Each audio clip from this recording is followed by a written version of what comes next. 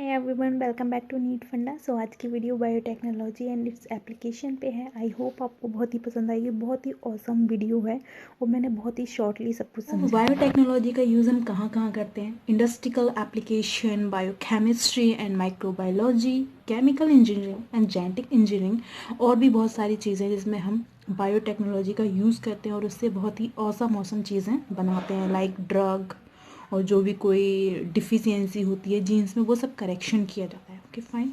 तो biotechnology deals with microbe mediated process, जैसे कि माइक्रोब्स के थ्रू हम कर्ड, ब्रेड, वाइन, ये सब चीज़ें बनाते हैं और ड्रग्स भी बनाते हैं। ठीक है। एंड विट्रो फर्टिलाइजेशन में कैसे यूज़फुल है? टेस्ट ट्यूब बेबी प्रोग्राम सुने होंगे आपने। सो वो भी क्या है? बायोटेक्नोलॉजी है। ठीक है, biotechnology. Synthesis and using of a gene like ADA deficiency होने पे हम इसके बायोटेक्नोलॉजी के थ्रू, मतलब बायोटेक्नोलॉजी मीन्स हम जो भी चीज़ लेबोरेटरी में करते हैं that is biotechnology.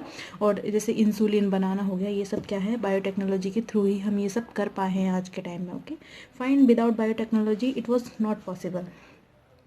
Preparation of DNA vaccine, जैसे कि हमने डीएनए वैक्सीन्स बनाई हैं। सबसे पहली वैक्सीन थी एनर्जिक्स बी। ठीक है, फर्स्ट आर्टिफिशियल वैक्सीन थी जो कि लैब में बनाई गई थी।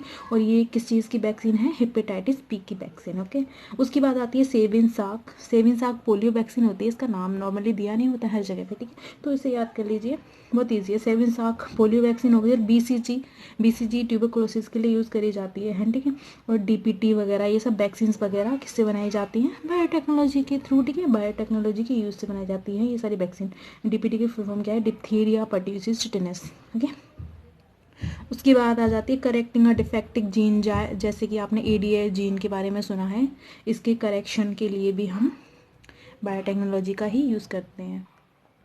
अब हम बायोटेक्नोलॉजी के मेन चीज़ पे आ जाते हैं, जिससे कि क्वेश्चंस पढ़ने पे। ठीक है, सबसे फर्स्ट पढ़ेंगे हम restriction enzyme. Okay, restriction enzyme का मतलब ये कि रिस्ट्रिक्ट कर रहा है और वो एक एंजाइम है। ठीक है, enzymes, all enzymes are protein but all proteins are not enzyme. Fine. So तो ये किससे बना हुआ होता है? बैक्टीरिया से बना हुआ होता है। ठीक है, तो होता है क्या restriction enzyme? Protein that cut double standard DNA at specific base sequence.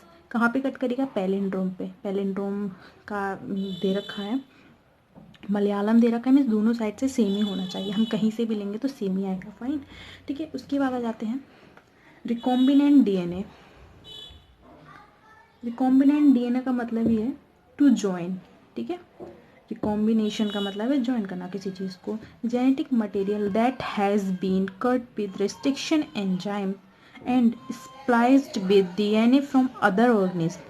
मतलब क्या होता है? हमने एक डीएनए को कट कर दिया है, उसके बाद हमने दूसरे ऑर्गेनिज्म से उसको जोड़ दिया है। ठीक है, तो इसमें एक चीज़ बता देते हैं। अगर मैं डीएनए को हॉरिजॉन्टली कट करती हूँ, इस टाइप से यहाँ से कट करती हूँ, तो इससे बनेंगे स्टिकी एंड। अगर मैं इनको वर्टिकली कट करती हूँ, ऐसी करके कट कर देती हूँ, तो उससे बनेंगे ब्लंट एंड। फाइन। तो इनको बोलेंगे ब्लंट एंड और स्टिकी एंड बोलेंगे हॉरिजॉन्टली कट करने पे। ठीक है, उसके बाद आ जाते हैं transgenic organism. Transgenic organism individual with recombinant DNA, plasmid और फॉरेन जीन को हमने जब जोड़ दिया तो हमारा क्या बन गया? ट्रांसजेनिक ऑर्गेनिज्म बन गया। ठीक है, उसके बाद आ जाता है जो हमने ट्रांसजेनिक ऑर्गेनिज्म बनाया उसको हम मतलब मल्टीप्लाई करेंगे, मीन्स उसको हम बहुत ही ज़्यादा नंबर्स में उसको हम और बना देंगे, तो उसको बोलेंगे हम पीसीआर। पीसीआर मतलब पॉलीमरेज चेन रिएक्शन। ठीक है, मतलब उसकी हम कॉपीज़ बना देंगे और ज़्यादा। ठीक है, amplifies DNA in a test tube. ठीक है, मतलब हम टेस्ट ट्यूब में उसके नंबर्स को इंक्रीज कर रहे हैं using the cell's replication machinery. ठीक है, उसके बाद आ जाता है डीएनए प्रोब। डीएनए से तो डीएनए ही हो गया, एंड प्रोब का मतलब होता है फाइंड आउट। ठीक है, तो हम क्या करेंगे? A single standard sequence of DNA labelled with एक रेडियो एक्टिव आइसोटोप से लेबल कर देते हैं उसको। ठीक है, वो कि जो रेडियो एक्टिव है तो वो फ्लोरेसेंट होगा, मतलब वो लाइट करेगा, शाइन करेगा। ठीक है, use to detect the presence of a known sequence of nucleotide. मतलब हम जानना चाहते हैं, हमने AUG को लिया है ना, UAC को हमने रेडियो एक्टिव आइसोटोप से उसको फ्लोरेसेंट बना दिया, ठीक है। अब वो शाइन कर रहा है, तो जब भी क्या करेगा, AUG हमेशा ही UAC से चिपकेगा, और अगर उसमें UAC प्रेजेंट होगा तो वो क्या होगा, वो ग्लो करने लग जाएगा और पता चल जाएगी उसकी प्रेजेंस, ठीक है। फिर आ जाते हैं जीन थेरेपी पे। जीन थेरेपी क्या है, अब हमने बना लिया DNA प्रूफ, तो जीन थेरेपी क्या हो जाएगा, CDIC, severe combined immuno deficiency के लिए हम जीन थेरेपी का यूज़ करते हैं। जैसे कि ADA डिफिशियंसी, जो मैंने अभी पहले स्टार्टिंग में भी बताया था ना, ठीक है, जीन करेक्शन के लिए भी हम बायोटेक्नोलॉजी का यूज़ करते हैं। तो ADA डिफिशियंसी क्या होती है, सबको पता होगी वैसे तो, person can not make antibodies नहीं बना पाता है, तो उसको ही बोलते हैं हम ADA डिफिशियंसी, ठीक है। जीन थेरेपी क्या employs virus to insert healthy gene into the cell. तो क्या होता है, जो भी मतलब हेल्थी जीन होती है वो सेल के अंदर इंसर्ट करा, मतलब बॉडी के अंदर इंसर्ट करा दी जाती है, और वो जो भी चीज़ की डिफिशियंसी होती है पर्सन के अंदर वो ठीक हो जाती है। जैसे कि ADA डिफिशियंसी होती है तो जो हेल्थी जीन होगी वो इंसर्ट करा दी जाएगी।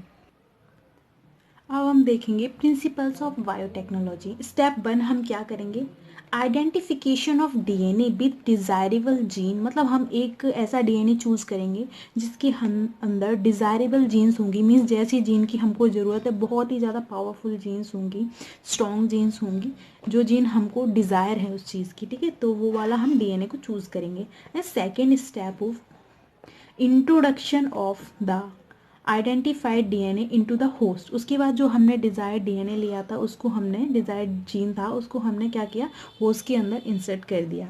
नहीं, step third is maintain of introduce DNA in the host and transfer of the DNA to its progeny. अब मतलब क्या हो गया, जो भी हमने चीज़ बना ली, हमने होस्ट के अंदर ट्रांसफ़र भी कर दी वो जीन, उसके बाद उसे मेंटेन भी तो करना होगा, उसको हम लैब में अच्छे से रखेंगे, उसको न्यूट्रिशन प्रोवाइड कराएंगे, और उसकी मतलब कॉपीज़, मतलब प्रोजीनीज में जो DNA वो ट्रांसफ़र हो जाए उसका लिए हम सब कुछ करेंगे।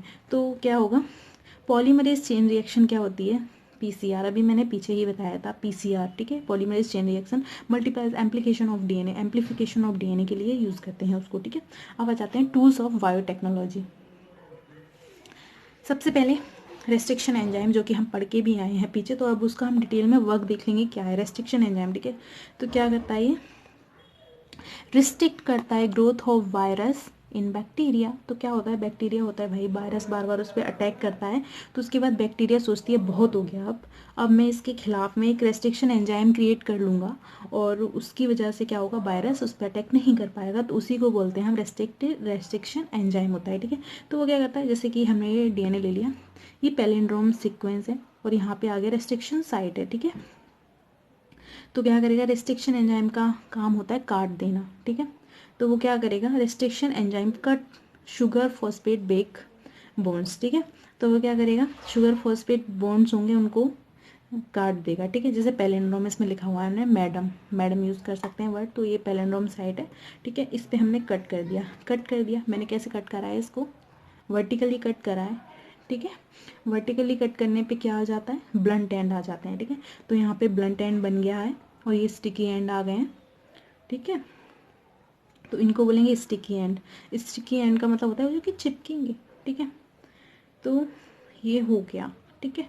उसके बाद में क्या होगा, स्टिकी एंड है। अब इसके बाद मैंने अदर मॉलिक्यूल, मतलब हमने दूसरा DNA लिया जो कि मेरा डिज़ायरेबल DNA था, उसको मैंने क्या किया, इससे जाके चिपका दिया, स्टिकी एंड से जाके चिपक गए, ठीक है। तो DNA fragment added from another molecule cut by same enzyme base pairing occurs, ठीक है। सेम बेस पेयर से जाके अटैक करेगा, ठीक है, मतलब बिल्कुल सेम ही होता है, वो सिमिलर होता है। उसके बाद में क्या होगा, अब इसको चिपकेगा कैसे, DNA लाइगेज के थ्रू, ठीक है। DNA लाइगेज इसको चिपकाने का फेविक्विक वाला काम करती है यहाँ पे, तो यहाँ पे ही चिपक गया, ठीक है। DNA ligase one possible combination create हो गया है, ठीक है। उसके बाद में हमारा DNA कुछ ऐसा दिख रहा है, कॉम्बिनेंट DNA मॉलिक्यूल तैयार हो चुका है। रेस्ट्रिक्शन एंजाइम कैसे वर्क कर रहा है, एंजाइम कैसे वर्क करता है ये मैंने बता दिया है। अब इसकी थ्योरी भी देख लेते हैं। Cut DNA at specific point palindrome, ठीक है। Cleaves factor plasmid and foreign human DNA, ठीक है। Cleaving DNA makes DNA fragment ending in short single standard segment with sticky and, जैसा कि मैंने आपको बताया था ये, शॉर्ट सिंगल डीएनए हमने क्रिएट कर लिया है, ठीक है। उसके बाद में क्या है, the sticky and allow insertion of a foreign DNA into bacteria DNA, double standard cut providing blunt and. मैंने बताया था ना, यहाँ से अगर मैं इसको हॉरिजॉन्टली काटूंगी तो ब्लंट एंड आ जाएगा। उसके बाद वहाँ पे हम दूसरा जो भी हमने अनोदर मॉलिक्यूल लिया उसे हम लाइगेज के थ्रू चिपका देंगे, ठीक है। Types of restriction enzyme, restriction enzyme कितने टाइप के होते हैं वो देखते हैं। एक्सोन्यूक्लियस होता है, एक्सोम बर्ड ही है external cheese, so they remove nucleotide from end of the DNA. इनका काम होता है न्यूक्लियोटाइड को मतलब डीएनए के एंड से रिमूव कर देना, ठीक है। उसके बाद आ जाते हैं एंडोन्यूक्लियस, जिसका बहुत ही ज़्यादा यूज़ होता है और पीछे भी हमने एंडोन्यूक्लियस का ही यूज़ किया था।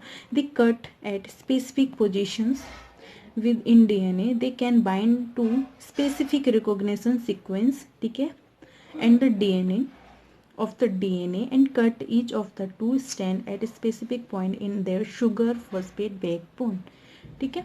So that's it. इसके बाद सेकेंड वीडियो आएगा, let's wait for it, okay, bye bye.